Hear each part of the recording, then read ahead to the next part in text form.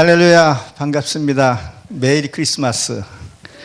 오늘 성탄절 2부 있죠. 각 교회에서는 칸탄타 할 것이고, 하나님의 예수님이 탄생하신 것을 만민에게 복음을 전하는 그런 또 날이기도 합니다.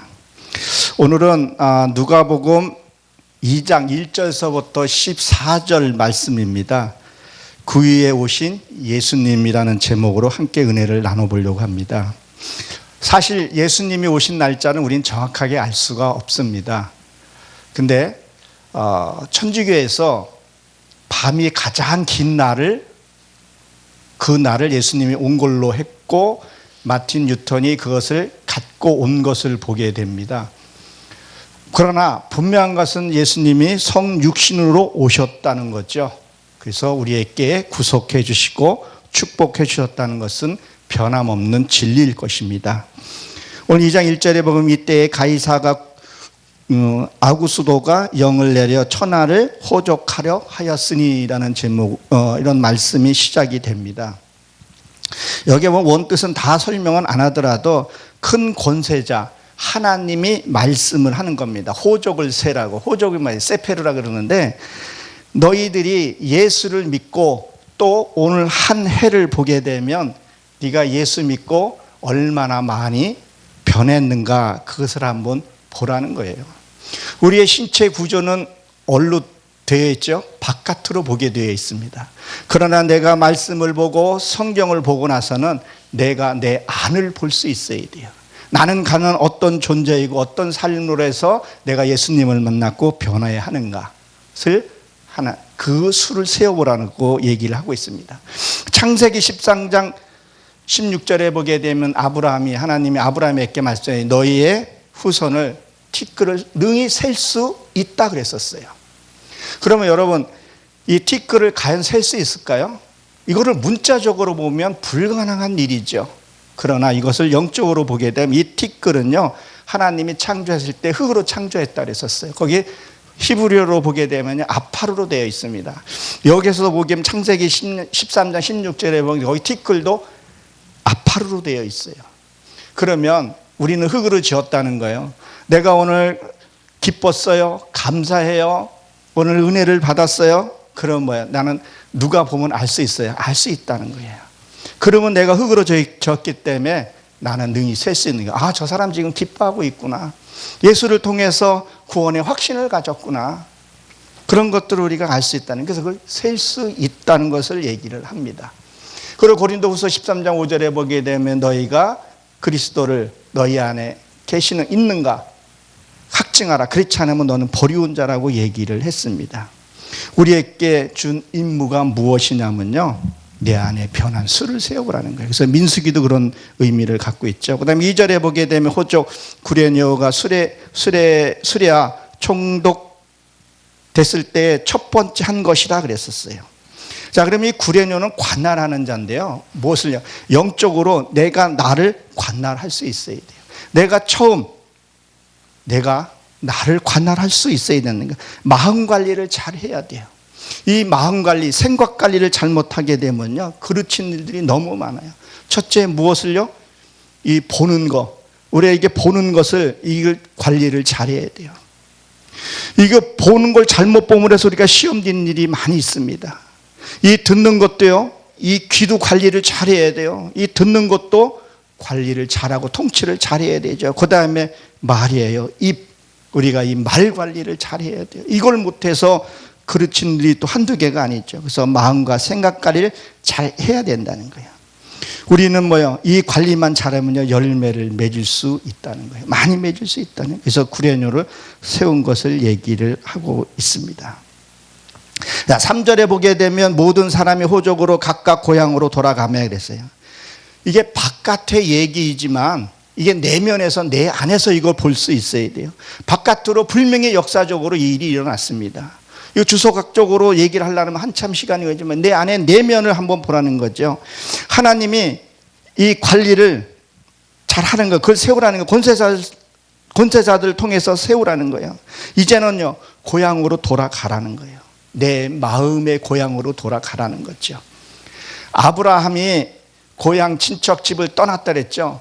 나의 종교 행위, 나의 율법적인 행위, 그런 거에서 떠나가서 어떤 그런 말과 같은 말이죠. 지난번에 제가 말씀을 선포했던 것 같은데 마태복음 2장 12절에 보게 되면 다른 길로 가지 말라 그랬었어요. 조금 전에 조 삭개오 목사님이 말씀을 선포하고 가셨는데 지금 너무 이만희 쪽으로, 이단 쪽으로 많이 가는 사람들이 있어요. 하나님의 진리의 맛을 못 보니까 자꾸 가게 되는 거예요. 다른 데로 가지 말라 그랬다고. 다른 집, 각자의 집, 내 마음 바탕에, 내 마음에 들어와서 보라는 거예요. 그걸 관찰해서 보라는 거예요. 남의 땅, 남의 마음 바탕에 가서 네가 뭐 잘했니 못했니 그 얘기하는 거죠. 자기 마음을 잘 살펴보라고 얘기를 하고 있습니다. 그래서 창세기 1장 20절에 보게 되면요, 거기에 뭐라고 됐어요? 생물이 번성하고 이렇게 되어 있는데, 거기에 단어를 보게 되면요, 물이 번성을 하는데 어떻게 번성을 하냐면요, 물이 내려오면 이 물이 스며들어오는 것처럼 되어 있어요. 이 지하에 또 어디 집에 물이 들어오면요, 물이 싹 다 스며요. 문 열려 있는 곳은요 다 들어가요. 다 들어가면 뭐예요? 말씀이 내 안에 들어오면 뭐예요? 회개할 건 회개해야 되고, 감사할 건 감사해야 되고, 용서해 줄 건 용서해 줄 수 있는 그런 거예요. 말씀이 내 안에 싹 조져서 들어와서 다 적시는 것을 얘기를 하거든요. 그래서 우리가 말씀을 충분히 보게 되면 이단이나 그런 데 빠질 염려가 없다는 것을 여러분들이 기억하시기 바랍니다. 4절에 보면 요셉이 다윗의 집 족속 인고로 갈릴리 나사렛 동네에서 유다를 향하여 베들레헴으로 다윗의 동네로 이렇게 되어 있거든요. 자, 이 나사렛이라는 것은요, 시브리어로 보게 되면 보호하다 이런 뜻을 갖고 있고, 헬라어로는 거룩하다 이런 뜻을 갖고 있어요. 그래서 그러죠. 나사렛에서 어떻게 거룩한 것이 날 수 있겠냐, 그런 얘기를 해요. 자, 호족을 세는 장소가 지금 어디예요? 베들레헴이라는 것이에요. 베들레헴이 뭐죠? 말씀이 있는 곳이라는 것이. 그래서 성경에서요, 지명과 인명을요, 이것을 이해하고 이것을 깨닫게 되면요, 성경이 많이 알게 되는 거예요. 그래서 이게 지명과 인명을 찾는 것이 되게 중요합니다. 그래서 출발을 어디서 하죠? 갈릴리예요.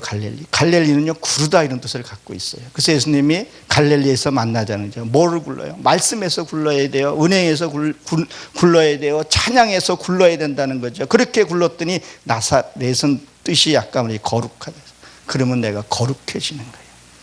늘 하나님의 말씀에서 우리는 굴러야 돼요. 그리고 어디요? 유다, 세 번째는 유다는 찬양이라는 의미를 갖고 있어요. 찬양하면서 가라는 거예요. 멈추지 말고 찬양하면서 가야 돼요. 그걸 갔더니 어디예요? 다윗의 성이에요. 다윗의 성. 그럼 뭐예요? 사랑받는 자. 여기에 오게 되면 하나님이 나를 뭐예요? 부르신다는 거예요. 어디로요? 하나님의 말씀, 생명의 말씀이 있는 곳으로 우리는 가야 되는 것을 얘기해요. 그럼 뭐예요? 찬송과 기도로, 감사로 우리는 뭐예요? 다가가야 된다는 거예요. 근데요, 많은 사람들이 어디로 가요? 은사로 가고, 또 어떤 곳에 가요? 좀 화려하고 뭔가가 좀 드러내보고 바깥으로 보여준, 왜 이 영의 세계는 안을 봐야 되는데 바깥의 화려함 쪽으로 사람들이 몰려가는 것을 보게 돼요. 말씀으로 가려고 하는 사람이 작은 것을 여러분들 한번 기억하시기 바랍니다. 우리가 태어날 때요, 넓은 데서 나온 거 아니에요. 좁은 문에서 나왔어요. 그 택함 받은, 그 생명 하나 받은 것도 큰 축복이고, 이 세상에 나와서 내가 예수님을 만나고 구원받았다는 건 어마어마한 축복이에요. 그럼 우리가 이 세상에 살다가요, 또 저 천국으로 갈 때 좁은 문이라 그랬어요. 하나님이요, 좁은 문. 우리가 이 세상에 아무리 힘들고 고단하더라도 어머니 모태 속에 들어갈 수는 없잖아요. 거기 들어가고 싶은 사람이 아무도 없을 거예요. 근데 거기에서 나올 때는 안 나오려고 그러더라고요. 이게 과학적으로 입증이 됐는데, 아이도 그 뱃속에서 나올 때 스트레스를 엄청나게 받는다고 그러더라고요. 나오고 나면 엄청난 축복인데 그 축복을 받지 않는 경우들을 우리가 생각을 해봐야 돼요. 그래서 누구로 출발하냐? 요셉으로부터. 그래서 요셉이 다윗의 성 그랬는데 요셉은 더하다, 이런 의미를 갖고 있어요. 그래서 말씀을 내가 더해야 되고, 기도에 더해야 되고, 감사에 더해질 때 이러한 하나님의 우리에게 은혜를 주신다는 것을 여러분들이 한번 기억해 주시면 감사하겠습니다. 자, 그리고 5절에 보게 되면 그 정언한 마리아와 함께 호족하러 올라가니 마리아가 이미 잉태하였더라 그랬어요. 원문을 보게 되면 소환하였다 이런 뜻을 갖고 있거든요. 그럼 이 마리아라는 뜻이 뭐냐면요, 모반하다 이런 뜻을 갖고 있어요. 불순종하다 이런 뜻을 갖고 있어요. 이 마리아는요, 옛날 생각들을 다 버린 거예요. 서운한 거, 섭섭한 거, 나의 고집, 아집 그런 것들을요 다 버렸다는 거예요. 그랬더니 뭐요, 하나님의 말씀에 잉태한 것을 보게 됩니다. 이렇게 돼야 뭐요, 하나님의 말씀이 내 안에 잉태할 수 있다는 것을 여러분 기억하시기 바랍니다. 그래서 지명과 인명을 잘 봐야 돼요. 그래야 하나님의 말씀을 잉태할 수 있다는 거예요. 그러면 옛날에 그 갖고 있던 습관들이 뭘까요? 예를 들면 종교행위, 자기가 종교행위 하고 있는 조차도 모르고 종교행위 하는 사람들이 의외로 많아요. 그러다가 휩쓸려서 이단으로 가게 되고 그런 것들을 보게 되죠. 그래서 뭐야, 그 버렸다는 혈기. 사람이 혈기를 잘 내요. 여러분, 예수님이 그런 말씀, 너는 절도라, 강도다 그런 말을 했어요. 자, 이 강도라는 것을 하나님이 어떤 뜻으로 얘기했냐면요, 내 아내가 또 누가 가까이 있는 사람이 너무 기분이 좋아, 내 성탄절이야, 그렇게 기뻐하는데 남편의 말 한마디로, 싸늘한 말 한마디로 그 분위기를 깼다르면요, 그 마음을 훔친 거예요. 그게 절도라는 거예요. 그리고 나는 그런 적 없다고 짝 잡아댄다니까요. 왜? 교회에서 거룩하게 하는 것들을 보면 얼핏 하나님 보면 가증하다고 말라께서 그 얘기를 하고 있다는 거예요. 그래서 혈기 내는 거 죄입니다. 미워하는 거 죄입니다. 그런 것들이 다 죄인데 그걸 죄라는 생각을 못하고 있다는 거예요. 그래서 육의 속성들을 뭐예요? 다 제거해야 된다는 거죠. 그걸 환경을 뛰어넘고 늘 감사와 웃음으로 살아야 된다는 거예요. 그래서 하나님의 말씀을 잉태했다는 거예요. 우리가 이런 말씀 우리가 잉태를 해야 돼요. 정말 참된 진리의 말씀 잉태치 않으면요, 늘 내 삶은 불행해질 수가 있는 거죠. 그래서 이 말씀들을 우리에게 주신 거죠. 그래서 6절에 보게 되면 거기에 그때의 해산날이 차서하게 했다. 이곳이 어디냐? 베들레헴이에요. 베들레헴에 오니까 뭐예요? 말씀에 있는 곳이니까 내가 해산을 하게 되는 것을 보게 됩니다. 그래서 모반, 내가 세상 것을 모반해야 돼요. 배반해야 돼요. 그 소리를 듣지를 말아야 된다는 거예요. 그래서 창세기 11장에 보게 되면 하나님의 성에 찼을 때 그걸 무너뜨렸다 그런 말을 하는데, 원어로 보게 되면요, 그것이 저희 세상 소리, 그 소리를 듣지를 못하게 막아버린 거예요. 그렇기 때문에 하나님이 내 안에 들어오게 되면 세상 것을 듣지가 않아요. 남편의 서운한 소리도 찬양으로 바뀌게 되고 그런 것으로 바뀌는 것을 얘기를 해요. 그래서 그 벽돌 하나를 구할 때 그 과정들을 한번 쫙 보세요. 지금 우리 지구상에서 달나라를 가고 그 태양계를 벗어나서 지금 가고 있는 그런 시대인데, 영적으로 한번 보세요. 그것이, 그걸 보게 되면 아, 그렇구나. 그것이 모반했기 때문에, 세상 거에 등졌기 때문에 하나님이 그것을 우리가 알 수 있다는 거예요. 그래서 그곳에 가야만이 해산한다는 거예요. 그리고 여자는 창세기 1장 21절에 보게 되면 하나님의 형상으로 졌다 그랬어요. 남자와 여자, 자칼 레케바라 그러거든요. 이 레케바는 뭐냐면요, 다른 데서 보게 되면 여자를 이샤라고 얘기를 하는데, 여기는 한번 성경을 한번 보세요. 이 네케바는요, 상술하다, 무역하다 이런 뜻을 갖고 있어요. 하나의 겨자씨 같이 그것을 내 안에 받으면요, 상술에서 온전한 것으로 나와야 돼요. 10개월 되면, 충만한 수가 되면 나오는 것을 얘기해요. 그래서 그것을 장사를 잘 해야 된다는 거예요. 내가 하나님의 말씀이 내 안에 들어오게 되면요, 그 말씀을 내가 잘 잉태해서 상술하고 무역을 해서 남겨야 된다는 거예요. 근데 우리는 말씀을 들으면 뭘로 들으려고 그래요? 자꾸요. 지식으로 자꾸 들으려는 경우가 있어요. 지식은요, 들을 때는 그거 하는 것 같아도요, 나중에 돌아서면 없는 경우들이 많아요. 여러분, 말씀이요, 내 안에 말씀이 깨달아지면요, 환경이 한번 옵니다. 그 환경을 잡아야 돼요. 그 환경을 받다 보게 되면 그 환경에서 내가 놓치지 않고 살게 되면요, 아, 이거라는 것을 알게 돼요.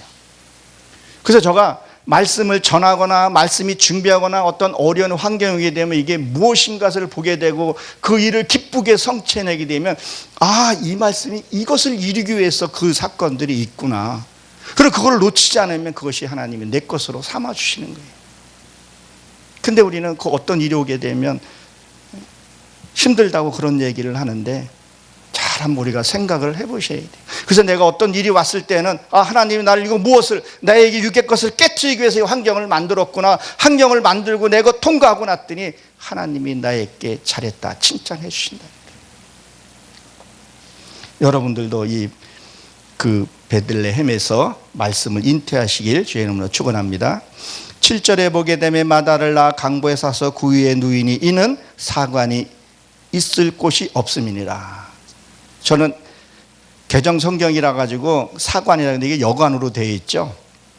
자, 근데 예수님이 왜 강보에 싸서 왔는가를 우리가 좀 한번 주목해서 볼 필요가 있거든요. 어둠의 세력이 모르게 하기 위해서 어둠에 싸서 이렇게 강보에 싸서 이렇게 와요. 그 우리가 은혜를 받으면요, 이것을 철랑대고 말하는 사람이 있어요. 때가 돼야 되는데 때가 되지도 않았는데 철랑돼 가지고 어둠의 세계가 취하는 걸 보게 되거든요.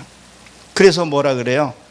은혜 자랑 끝에 뭐가 난다 그러고 그런 것들을 보게 된다는 거예요. 실제 예수님이 태어났을 때 헤롯이 어떻게 했어요? 그를 찾아서 죽이려고 했다는 거예요.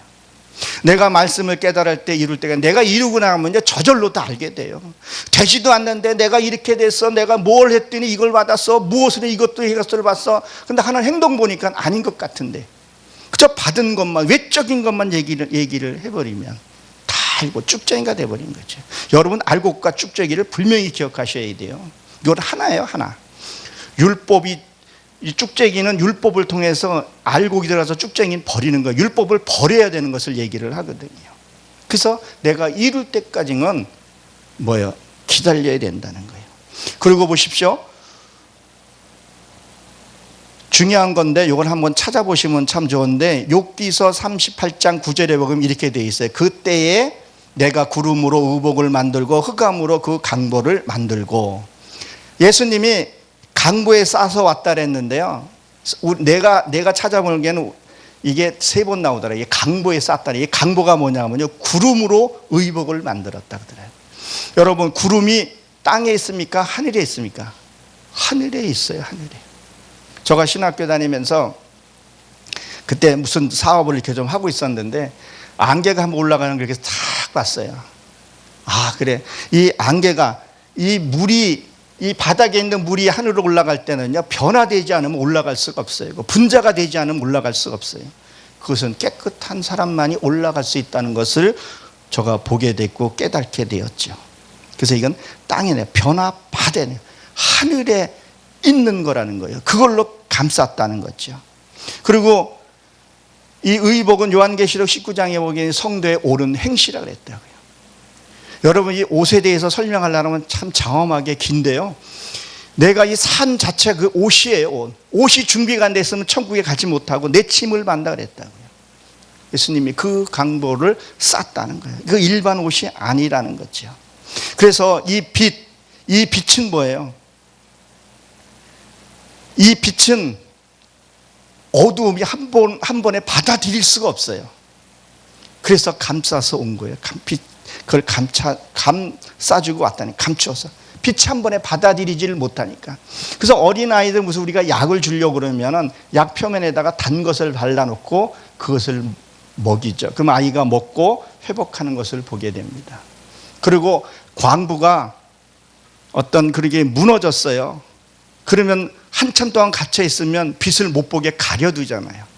모세도 시내산에서 내려올 때 수건으로 가렸다 그랬었어요.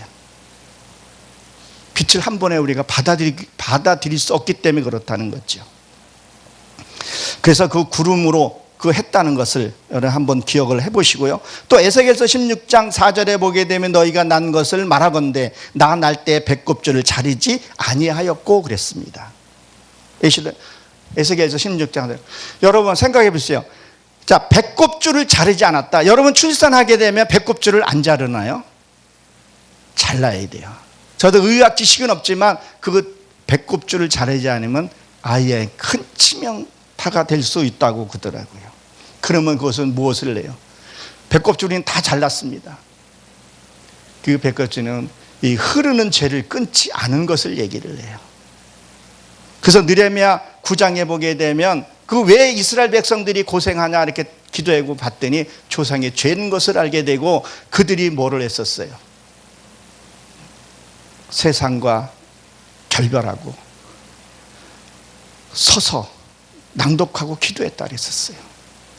그리고 에레미야에서도 보게 되면 5장에 보게 되면 조상은 죄를 짓고 없어가 그 죄가 나한테 감당했다 그런 말을 하고 있어요. 이게 죄 흐르는 이 죄, 이 우리도 어디 가서 검사 받을 때 뭐야 가족력을 먼저 보잖아요. 이게 흘러내려오는 것들이 있다니까요. 학습되진 것들도 있다니까요. 그런 것들을 끊어야 된다는 거예요. 그리고 미가서 7장 5절에 보게 되면 내 이웃을 뭐라 그래요? 의지하지 말고 너희 친구도 의지하지 말라 그랬었어요. 그 이웃은 뭐예요? 네 조상에 내려온 것을 의지하지 말라. 너희 조상이 잘못한 것들을 네가 따라하지 말라. 그리고 친구는 원문을 보게 되면 알레프라고 되는데 배우다 되는데 내 경험, 네가 그 재진 경험 그런 것들을 네가 의지하지 말라 그런 의미를 갖고 있더라고요. 그리고 뭐라고 되어 있냐면요, 너희는 물로 씻어 정결하게 하지 아니하였고 그랬다. 아이를 출산하게 되면 거의 다 씻죠. 근데 여기 성경에서 에스겔에서 보게 되니까 씻지 않았다 그랬어요. 너의 죄를 회개했지 않았다 그랬다. 회개했지 않았다는 거예요. 그래서 누가요? 세례 요한이 회개하라 천국에 갖고 왔다 그랬죠. 회개하라. 그럼 너희 율법이 들어간다. 그리고 예수님이 첫 번째 또 하는 사역이 뭐였었어요? 회개하라. 그건 천국 복음을 얘기를 한단 말이에요. 회개하라. 근데 그 회개라는 것이, 여러분 회개라는 것이 뭐예요? 다투고 예배당 와서 하나님 내 잘못했어요. 그리고 저 내 아내나 내가 혈기냈던 그 사람은 지금 마음에 상처에서 죽어가고 있는데 그것이 회개일까요? 아니잖아요. 화가 다 화해하고 그리고 그 일을 완전히 돌이킨 것을 얘기를 해요. 내가 그 전에 혈기 잘 내고 이 일들을 완전히 안 하는 것을 그걸 회개라는 거예요. 내가 부산 가는 차를 타야 되는데 강원도 가는 차를 잘못 탔어. 아이고 하나님 내가 잘못했어요. 그것이 아니라 이제는 그 차에서 내려서 부산행을 타야 하는 것과 똑같은 거예요. 그게 회개라는 거예요. 그런 회개를 너희가 안 한다는 거예요. 습관적으로 예배드리고 습관적으로 한다는 그것들 너가 하지 않았다. 그래. 그 얘기를 합니다. 그래서 마태복음 12장에 보게 되면 뭐라 그랬었어요? 15장에 보게 되면 너희가 손을 씻지 않았다 그랬다. 안 하는 거예요. 그런 것들. 그리고 소금으로 뿌리지 아니하였고, 그리고 아이에게 소금을 뿌리지 않았다. 지금 간단하게 소금을 뿌리면 어떻게 되겠어요? 그 소금은 무엇을 상징합니까? 언약이라는 거예요. 아이에게 언약의 말씀을 가르쳐 주지 않았다는 거예요. 그래서 지금 신앙들이 어때요? 젖 먹는 신앙으로만 가르치고 있다니까요. 젖을 오래 먹으면요, 이 아이도 그렇고 안 돼요. 근데 젖이 이게 주면은 젖이 나오는 모양이더라고요. 제가 아는 어떤 집사님이 계시는데 그분은 7살 때까지는 젖을 먹었다고 하더라고요. 학교 갔다 와서 젖 먹고 밥 먹고 그랬다고 하더라고요. 근데 젖이 나오는 모양이에요. 이 젖을 끊어야 돼요.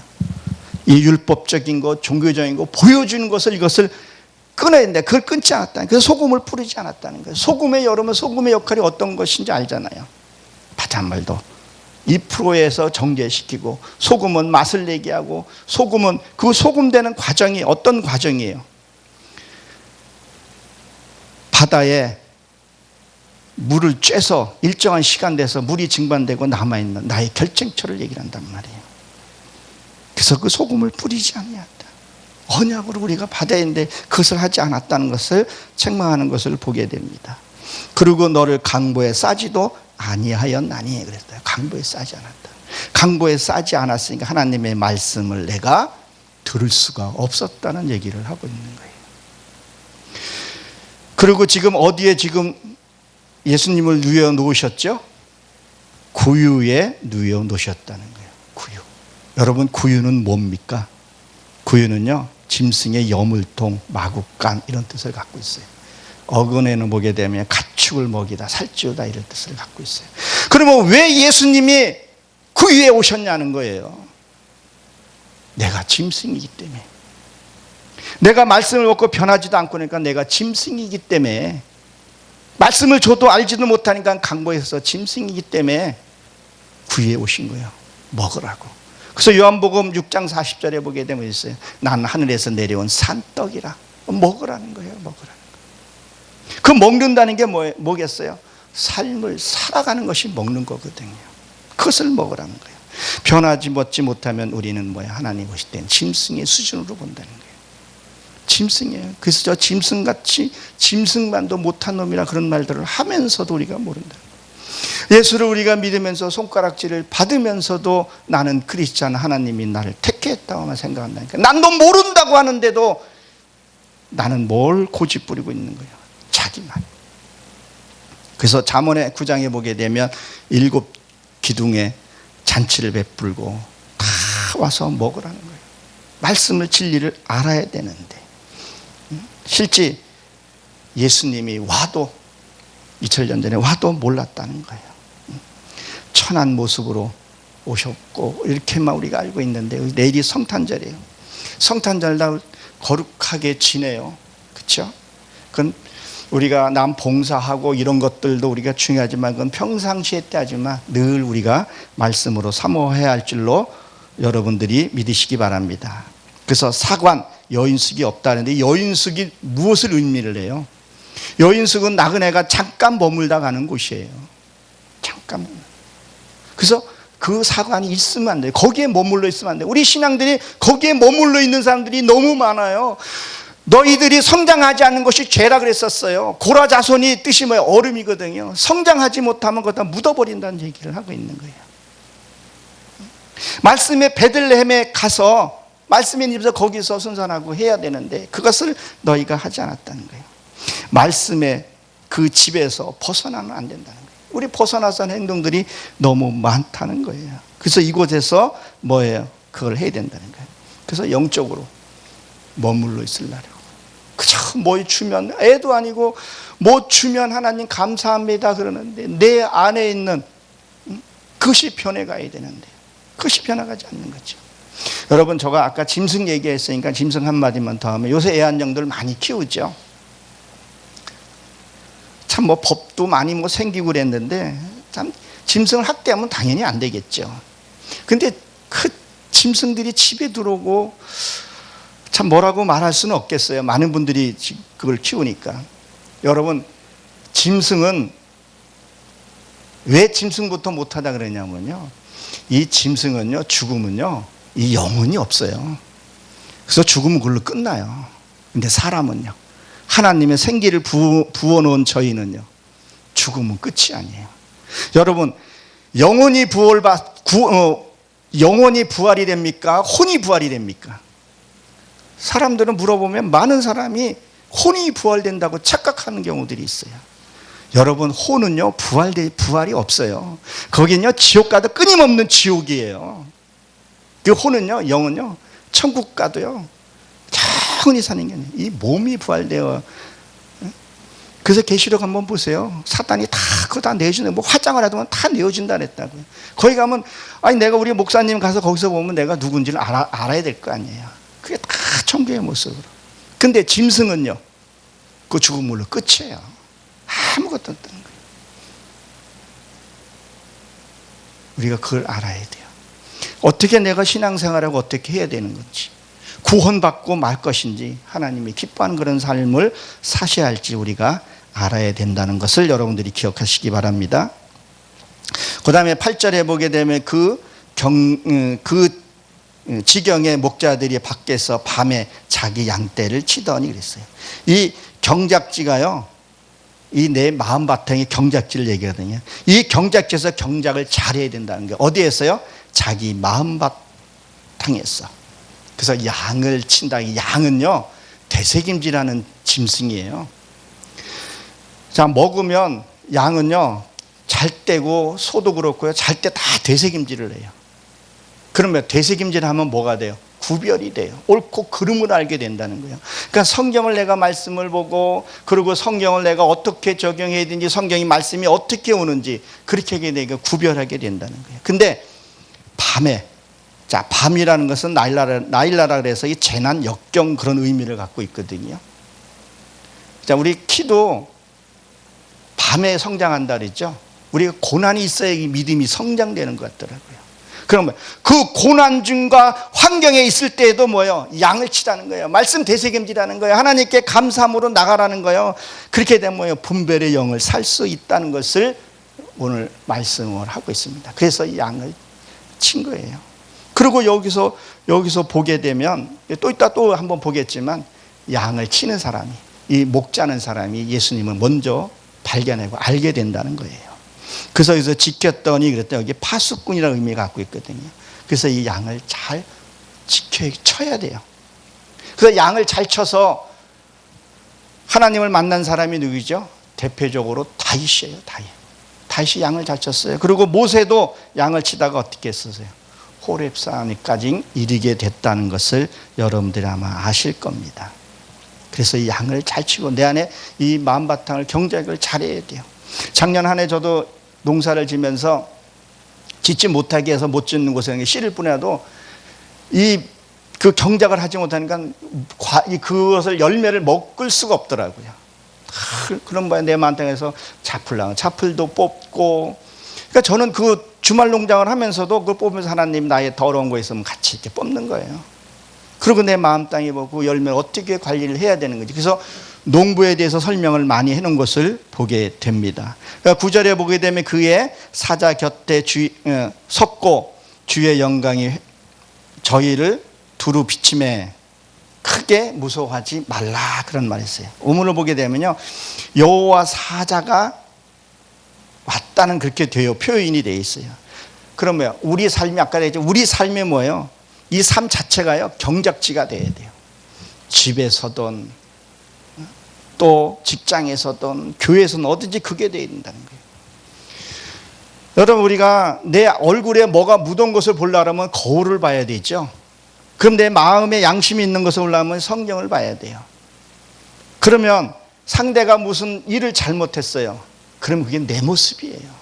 그래서 내 것을 그걸 보고 뽑아내는 거예요. 남 탓하면 안 된다는 거예요. 그래서 그 경작을 잘해. 경작을 잘하니까 열매를 맺을 수 있다는 거예요. 그래서 주의 영광이 두루 감싸고 비쳤다 그런데, 이렇게 내가 말씀으로 이렇게 하나님에게 두루 감싸게 되면요, 어두운 세력이 들어오질 못해요. 늘 근심하고 걱정하면요, 어두움이 지배할 수밖에 없어요. 이 몸도 신체 구조도요, 추우면요 병들게 되어 있어요. 그래서 따뜻하게 있어야 돼요. 늘 찬양으로 말씀으로 그렇게 되어 있어야 된다는 거예요. 그래서 주의 영광이 두루 비쳤다는 거예요. 비치게 되면 어둠의 세력이 들어오지 못한다는 거죠. 그래서 이 영광이 비쳤다는 거예요. 이 영광이 비치게, 이게 무서웠다 그랬는데, 이 영광이 이렇게 비치게 되면 처음에요, 두려움이 오게 돼요. 이게 두려움이 오게 되는데, 어둠이 주는 두려움하고요, 하나님이 주시는 그 빛의, 그 말씀의 빛의 그 두려움이 달라요. 하나님의 빛이 오면요, 두려우면서도 믿음이 생겨요. 하나님의 빛이 내 안에, 말씀의 빛이 들어오면요, 내 안에 믿음이 성장하게 돼요. 성경은요, 말씀을 반드시 체험해 봐야 돼요. 제가 말씀을 깨닫고 어떤 일들을 생각할 때 보게 되면 두려움이 와요.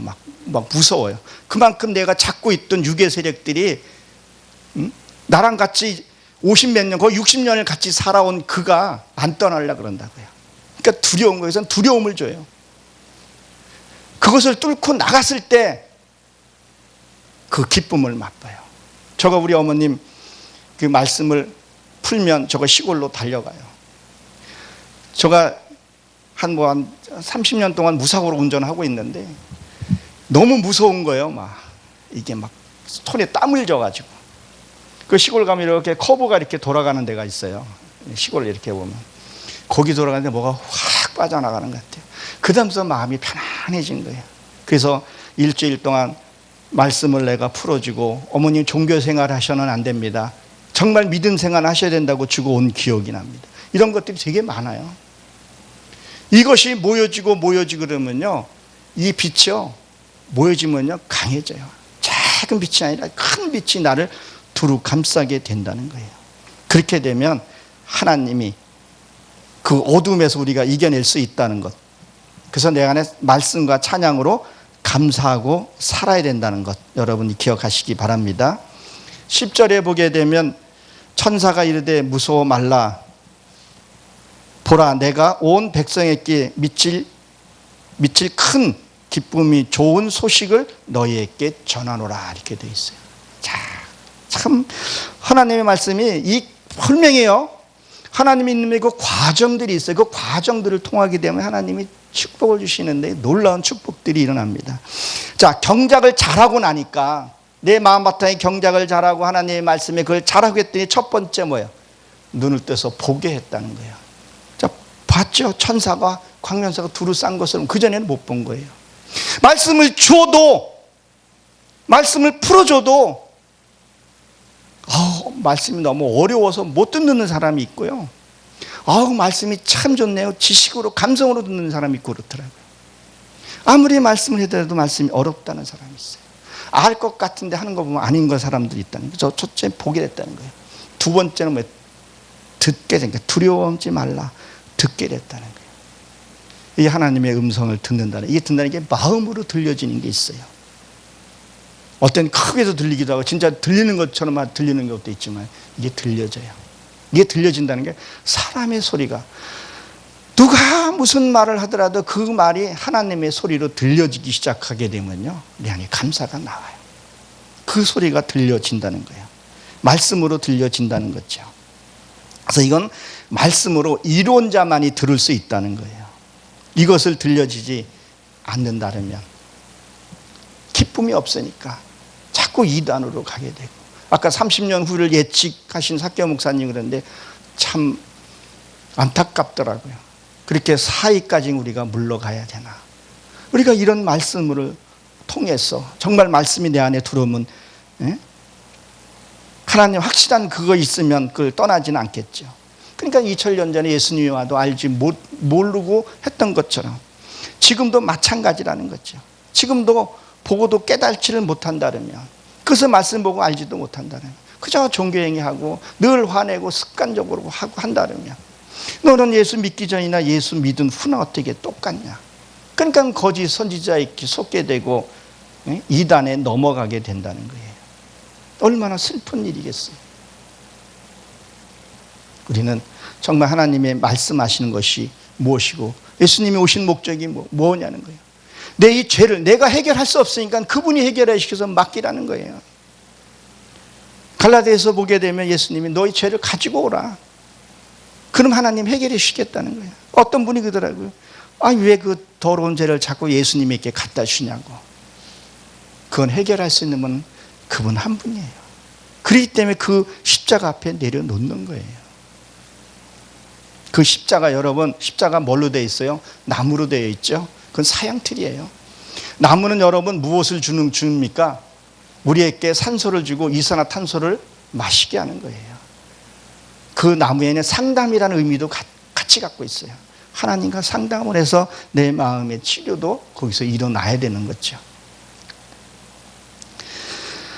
자, 그래서 오늘 보게 되면 11절에 보게 되면 오늘날 다윗의 동네에 너희를 위하여 구주가 나셨으니 그랬어요. 자, 다윗은 사랑이죠.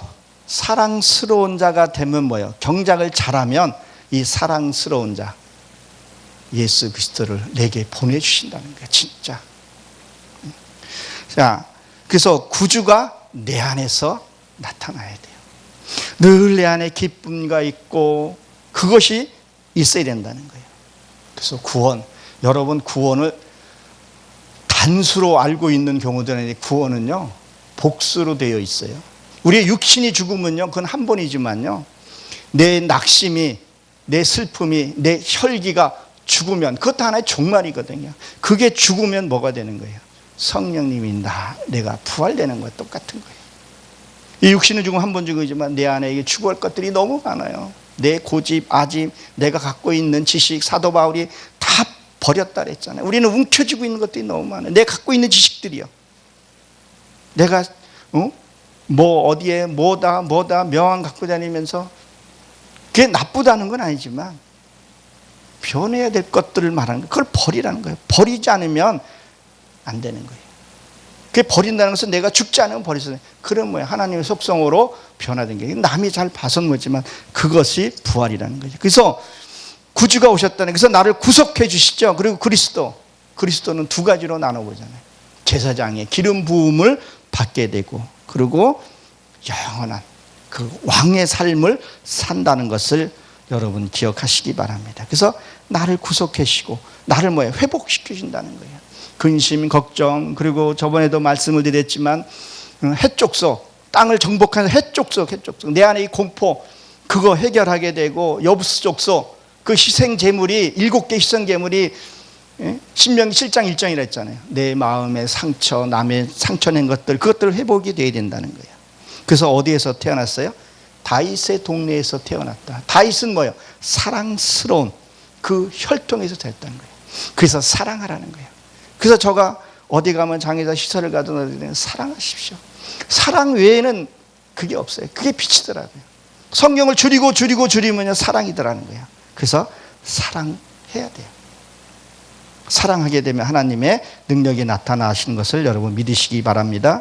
그 12절에 보게 되면 너희가 가서 강보에 쌓인 구유에 누인 아기를 보리니 이것이 너희에게 표적이니라 그랬어요. 자, 예수님의 강보에 웃다는 거예요. 왜? 우리가 그건 빛이고 우리는 흑암을 좋아하기 때문에 강보를 쌓았다는 거예요. 우리는 흑암이기 때문에 이 빛을 싫어해요. 여러분, 우리가 죄 짓는 거요, 이게 내 안에 말씀이 들어오면요 그 전에 행했던 것을 버리게 돼요. 그러니까 이걸 버리기 싫어서 이 빛을 싫어해요. 그래서 요한복음 1장에도 그 얘기 하잖아요. 빛이 안 되는 어둠이 깨닫지 못하더라. 이 어둠의 빛을 싫어한다니까요. 그래서 이 구유에 오신 거예요. 이 안에, 내 안에 이 죄가요 많아요. 나도 얼마나 못된 성품인지 몰라요. 아직도 바뀌어야 될 것, 변해야 될 것도 많이 있지만 변할 게 너무 많아요. 그죠? 말씀을 보니까 이게 죄였구나, 하지 말아야지, 이것도 죄였네. 말씀을 깨달아가면서 그 말씀이 점령할 때 이 죄라는 것을 알게 돼요. 그리고 변해야 돼. 그래서 구유로 오셨다는 거예요. 아직 내가 변화받지 못했으면 뭐라고요? 짐승이라는 거예요. 그래서 그걸 오셨다는 거예요. 그것이 뭐예요? 표적이라는 거예요. 표적. 내 안에 그리스도가 나타난 것이 표적이라는 거예요.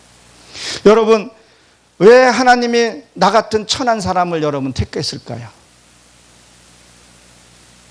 모든 것이지만 하나님이 내 안에서 하나님을 나타내고 싶어요. 내가 그리스도임을 나타내고 싶어서 우리를 택했다니까요. 그게 표적이라니까요. 그래서 에녹이 죽음을 보지 않았다, 그 말은요 하나님 속으로 내가 들어간 것을 얘기를 해요. 내 하나님의 삶 속으로 들어가는 것을 얘기해요. 옛날 술 먹고 그 추한 모습들을, 그것들이 이제 다 끊어먹고 하나님 속에 들어간 것을 얘기를 하거든요.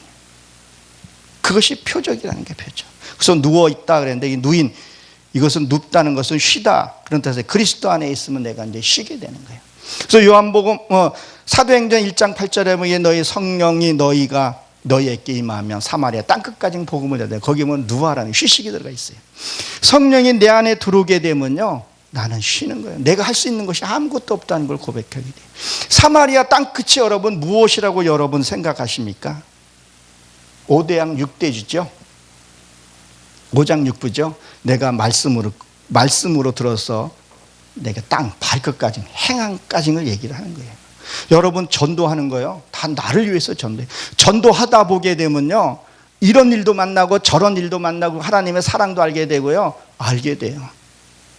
그래서 가서 복을 전해서 받을 자는 받고 못 받으면 내게 온다 그랬다고요. 그 전도도 알고 보니까 다 나를 위해서 하나님이 하라 그러신 거예요. 구원받을 자는 구원받게 되고 그런 것을 우리가 보게 되는데, 그래서 사마리아 땅끝까지 우리가 복음을 전해 내가 말씀으로 이루어서 가야 된다는 거예요. 겉으로는 크리스찬인데 악으로 가득 차 있으면 하나님이 기뻐하시겠냐는 거예요. 그래서 회칠하는 무덤이라고 얘기를 하잖아요. 자, 우리가 여기까지 이렇게 말씀을 보면 더 이렇게 좀 풀면 시간이 많이 걸리지만 좀 요약해서 좀 가는 부분이 있거든요. 여기까지 오면 아유 힘들어서 신앙생활을 못하겠어 그렇게 얘기하는 분도 있더라고요. 아유 힘들어 그래요. 이 말씀은 다 이해는 하는데 어떻게 그 삶을 사냐 그래요. 맞습니다. 그런데 여기서 보면 이렇게 되어 있어요. 13절에 보게 되면 호련히 허다한 천군이 그 천사와 함께 있어 하나님이 찬송하여 가로되 이렇게 되어 있어요. 자, 그러면 뭐야? 내가 믿음과 신앙이 이 단계에 오게 되면요, 내가 할 수 있는 것이 없다고 해요. 그래서 이게 여기 보면 이 허다한 이게 천군이에요. 천군. 이게 무리가 많다는 거. 천사가 와서 나에게 찬송을 해준다는 거예요. 찬송을 해준다는 거예요. 내가 하는 게 아니라는 거예요. 내가 하는 게. 여러분, 저거 하나 질문 하나 한번 드려볼게요. 여러분 숨을 쉬는 거, 내가 숨을 쉬어야지. 내가 숨 안 쉬면 내가 죽어. 이렇게 숨 쉬는 사람 있나요? 나 숨 쉬어야 돼. 숨 마시고 막 인공호흡하고 뭐 그러면 아무것도 할 수 없겠죠. 기도도요. 이런 기도가 되어야 된다는 거예요. 내가 하는 것이 아니라 찬송도 내가 하는 찬송이 아니라 성령님께서 찬송하는 것을 알게 돼요. 나는 난 누리고 그때 되면 누리고 살게 되는 것을 보게 돼요. 기도도 저도 해보니까요. 내가 하는 기도가 아니더라고요. 어느 시점에 딱 성령께서 하는 기도가 있어요. 그런 기도예요. 그래서 사무엘은 뭐였어요? 기도에 쉬는 죄를 범하지 않았다잖아요. 삶이 기도가 된다는 거예요. 삶이. 맨날 귀신아 물러가라. 뭐 대적기도 하고 뭐하고 맨날 어떻게 그렇게 하냐는 거예요. 말씀으로 딱 이루어지게 되면요. 그들이 딱 나가면 들어오지 못하게끔 말씀으로 하는 건 딱 되어 있어야죠.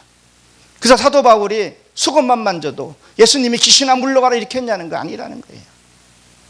내 안에 말씀으로 딱 되어 있으면요. 그렇게 안 해도 이 안에 성령이 천사가 있게 되면 그런 좀 수고로움이 없어진다는 그 단계까지는 하나님께 구하고 찾았는데 그걸 안 한다는 거예요. 여기 오면 얼마나 좋겠어요. 그 다음에 삶이 찬송이 되는 거예요. 삶이. 제가 여기 올 때 버스 타고 지하철 타고 왔는데 제가 포니서부터 운전을 좀 했었어요. 그리고 이제 신학교 다니면서 처음에 이 대중교통 이용하려니까 되게 좀 뭐랄까 좀 남의 눈도 의식하게 되고 내가 이렇게 너무 망했네 이런 의식하게 됐는데 어느 날 보니까 버스 타는 것들이 너무 좋아요. 버스 타면서도 찬송이 나오고 이게 어르신 계시면 자리 양보하는 것도 감사하고 그냥 다 감사해요. 보여지는 것이 감사하고 찬송이라는 거예요. 아직도 갈 길은 멀지만 그것이 되니까 범사에 감사하게 된다는 거예요. 할렐루야. 누가 뭐라 해도 그러냐고. 그냥 그게 나를 찔리는 소리였으면 나도 같이 화를 내고 대받아 치겠죠. 근데 그거 그렇게 들리지 않는다는 거죠. 그리고 보십시오. 14절에 보게 되면 지극히 높은 곳에서 하나님의 영광이여 땅에 기쁨을 입은 사람들 중에 평화로다. 이게 샬롬의 샬롬. 이 높은 곳에 오게 되면 하나님께 영광이 되어지는 것. 저는 뭐 이렇게 이 야구 같은 걸 별로 안 좋아가지고 요번에 그 구단에 이렇게 좋은 구단에 간 그 야구 선수 있죠? 이름을 잘 모르겠는데 그분이 우리나라에게 뭘 줬어요? 영광을 줬어요. 그리고 개인은요, 그 야구 선수가 다 가져가는 거더라고요. 엄청난 그것을 받고 갔더라고요. 우리가 하나님의 말씀을 이루고 나면요, 그 주어지는 것들이 다 우리에게 주시는 거예요. 어떤 사람은 하나님이 뭐 독재다 어째다 그러는데 그거 뭐 일일이 말할 수는 없고 내가 이룬 것만큼은 네가 칼을 쓸 수 있고 그러면 하나님이 다 내어주세요. 창세기부터 다 나와 있잖아요. 다 주세요. 너는 내 영광만 들리고 너에게는 뭐야? 그 땅에는 뭐야? 화평이라지 샬롬. 이 샬롬의 뜻이 뭐죠? 내가 싸워서 이긴 것을 얘기를 하잖아요. 그러니까 세상 것이 없는 것을 얘기를 해요. 세상 것. 육의 것이 없는 것을 얘기를 해요. 근심이 없고 걱정이 없으면요, 행복하잖아요. 나는 천국에 이미 가야 할 곳도 알게 되고 천군 천사의 소리도 듣고 봤고 말씀이 볼 때마다 열려지고 깨달아지고 그런 기쁨들이 내게 넘쳐난다고 생각을 해보세요. 그럼 세상 것이 간 곳이 없어요. 크든 작든 어디 갈 때 깔끔하게 입고 나가면 되는 거고 그게 내한테 평화, 이게 땅의 평화라는 거예요. 그걸 하나님 주신다는 거예요. 이게 모두에게 주시는 것이 아니라 이게 사람에게 아담이라고 되어 있어요. 이건 이게 이시에서 이제 사람의 어떤 그런 성품들이 바뀐 상태를 얘기를 해요. 그때 하나님이 주신다는 거예요. 자, 이게 지금 오늘 이제 크리스마스니까 뭐 엄청나겠죠. 뭐 안 믿는 사람들도 크리스마스는 다 좋아하는 것 같아요. 이건 바깥의 성탄절을 얘기하는 게 아니더라고요. 내 안에 이게 기쁨이 있어야 돼요. 내 안에 이것들이 있어야 된다는 거예요. 무엇에 내가 환경에 매이지 않고 내가 감사할 수 있어야 된다. 근데 하는 것마다 난 왜 안 되냐고 불평하고 원망하게 되면 하나님의 길이 보이지가 않고 열리지가 않게 되는 거죠. 그래서 여기서 보게 되면 이게 아무에게 주지 않았다 그랬었어요. 기쁨은 입은 사람들, 말씀으로 깨달아. 실제로 그러면 보세요. 많은 것을 가져도 안 믿는 사람은 그렇다고 치더라도 믿는 사람이라고 할지라도 세상의 물정을 더 가지려고 더 움켜쥐려는 사람이 많아요. 세상을 한번 보세요. 예수 믿으면 복 받는다고 얘기를 해요. 축복 받는다고 얘기를 해요. 축복 받아요. 하나님이 주세요. 어린 신앙일 때는요. 그래서 창세기에 보게 되면 너희는 세상을 다스리고 정복하라 그랬더니 뭐 교회도 땅 사고 뭐 이렇게 많이 해요. 마음 땅에 그걸 정복하라 그랬다. 근데 예수 믿는 사람이 예수를 복음이 들어가게 되면요, 나라도 부강이 되지만요, 그 반면에 뭐가 와요? 지구와 황폐가 온다는 거예요. 무엇을 증명하고 있는 거예요? 그러니까 죄를 짓고 있다는 거예요. 나도 환경에 맞춰 살아가다 보니까 세상의 물질을 내가 갖고 살고는 있지만 그 죄를 짓고 있다는 것을 보게 됩니다. 그래서 이 내가 싸워서 그리고 여기서 이긴 자만이 하나님의 그 기쁨을 맛볼 수 있다는 것. 진짜 뭐요? 마음 땅에서 평화라는 거예요. 이게 아무에게 주시지 않는다는 거예요. 진짜 예수님의 내 안에 있는 그 자만이 알 수 있다는 거예요. 말씀을 요약해서 다시 한번 보게 되면요, 이게 어떻게 해서 이루어졌는가? 첫 번째, 내가 목동의 양을 잘 쳐야 돼요. 내가 경작을 하니까 제일 처음에 예수님이 오는 것을 보게 되는. 그래서 동방박사라 그러죠. 동방박사. 자, 동방박사는 무슨 뜻이에요? 동쪽에서는 해가 떠오르는 거예요. 그리고 서쪽은 이루어가는 거예요. 남쪽은요, 바싹 마르다는 의미를 갖고 있고요. 북쪽은요, 하나의 은밀한 것을 얘기를 해요. 그래서 동쪽에서 말씀이 떠오르는 것을 보게 돼서 박사는 맨 처음에 안 것이 박사예요. 누구나 닮은 박사가 아니라는 거죠. 그래서 말씀이 내가 볼 때마다, 환경을 볼 때마다 내가 알아가는. 그래서 동방박사에게 먼저 보여지는 거예요. 그러니까 내가 말씀을 사모하고 하나님 말씀을 열어주세요. 말씀을 이게 뜻이 모르니까 알려주세요. 가르쳐주세요. 그렇게 하다 보게 되면 사람을 만나게 해주던 뭐를 해도 하나님이 그것을 알게 해줘요. 그래서 동방박사. 그래서 내가 말씀을 보게 되면 그렇게 된다는 거예요. 그래서 말씀을 되새김질을 잘 해야 된다는 거예요. 그래서 말씀이 이렇게 되면 어떻게 내 안에 말씀이 있는 것을 깨닫게 돼요. 아, 성령님이 내 안에 계셨구나. 그분이 나를 인도해 준다는 거. 그렇게 되면 내가 말씀대로 살아가게 돼요. 순종하게 돼요. 때로는 어떤 이런 경우도 있어요. 아, 뭐 왜 저 사람 왜 저렇게 살아? 그렇게 얘기를 하는 경우가 있어요. 지가 나쁘게 살면서 그 깨끗한 사람을 욕하는 사람이 있어요. 그냥 그것까지도 수용하려는 것이 아니라 하나님의 진리 가운데 그것도 자유, 그가 나를 욕을 하는 경우가 있어요. 왜? 나는 이 사람이 깨끗하게 살지 못하기 때문에 그런 경우들이 있어요. 그런 것은 진짜 하나님의 핍박이 될 수 있지만 그렇지 않은 것은요, 하나님 말씀에 벗어나는 것은 그것은 죄를 질 수 있다는 것 여러분이 기억하시기 바랍니다. 그래서 성탄절 내 안에서 이루어져야 된다는 거예요. 우리가 분명히 기억할 것은요, 구원자는 예수님 한 분이시라는 걸 여러분 믿으시기 바랍니다. 그 누구도 그거 주신 적이 없다 그랬었어요. 분명히 천국과 지옥은 반드시 있습니다. 그게 없으면요, 저 오지나 이런 데서도 왜 우리 부모가 죽으면 잘 좋은 데 가라고 그렇게 했겠어요? 뭔가 있기 때문에, 알기 때문에 그렇다는 거예요. 정말 그 석가가 우리를 구원해 줄 수 없고요. 또 누가요? 신천지니 그거 가는데 왜 거기 가는지를 이해를 못하겠어요.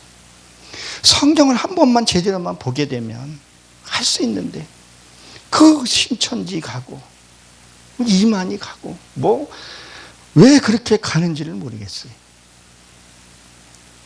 오직 구원자는 하나님 한 분이라는 것을 여러분 믿으시기 바랍니다.